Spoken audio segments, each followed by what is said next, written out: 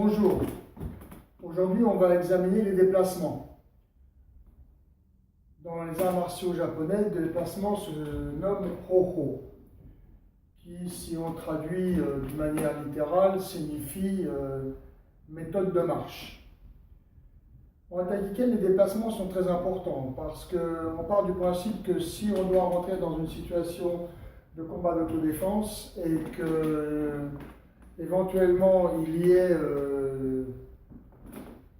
multiples agresseurs, disons 2 agresseurs, dans ces cas-là, il faut éviter d'aller au sol et de combattre au sol, puisque le combat au sol est une chose bien, mais c'est valable avec un seul adversaire.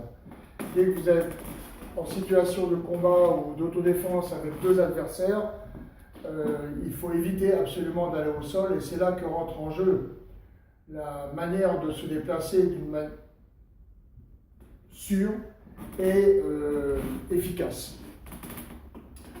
Donc, je vais vous présenter quelques déplacements basiques en taïkiken.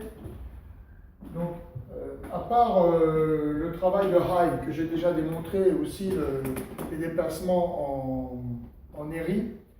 Donc, soit en Hai, on se déplace d'une manière zigzag ou diagonale, et dans les formes de neri, on se déplace d'une manière que les pieds restent parallèles. Mais nous allons voir cette forme de déplacement où sur la garde, on se déplace avec jambe avant, jambe arrière.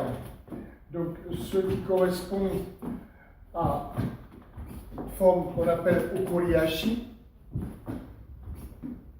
n'est-ce pas? Donc on peut déplacer 2 fois, 3 fois, mais c'est toujours avec le pas chassé. Bon, bien sûr, là-dessus, on peut aussi travailler différentes formes, on peut travailler les coups de poing, etc., etc. Donc, ce qui est important, c'est de bien systématiser les déplacements jambes avant, jambes arrière quand on change. Ensuite, la deuxième forme de déplacement,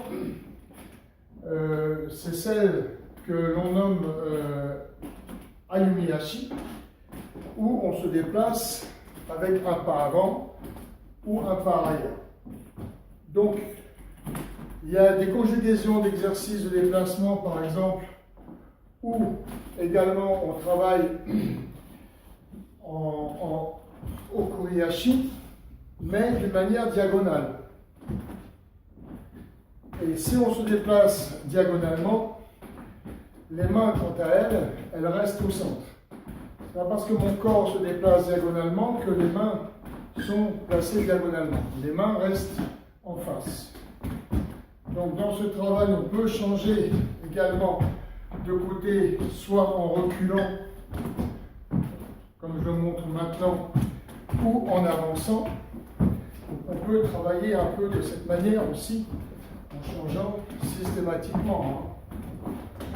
Et sur lequel on peut rajouter différentes formes de travail de neri, ou aussi yuri, par exemple.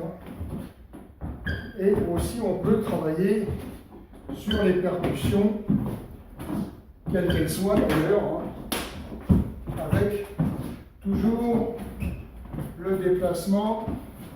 Si les mains s'activent, le corps s'active. Il n'y a pas de moment où vous allez rester figé dans le déplacement. Voilà, c'était assez rapide, mais je pense que ça suffit pour examiner un peu cette manière de se déplacer. Voilà, merci beaucoup.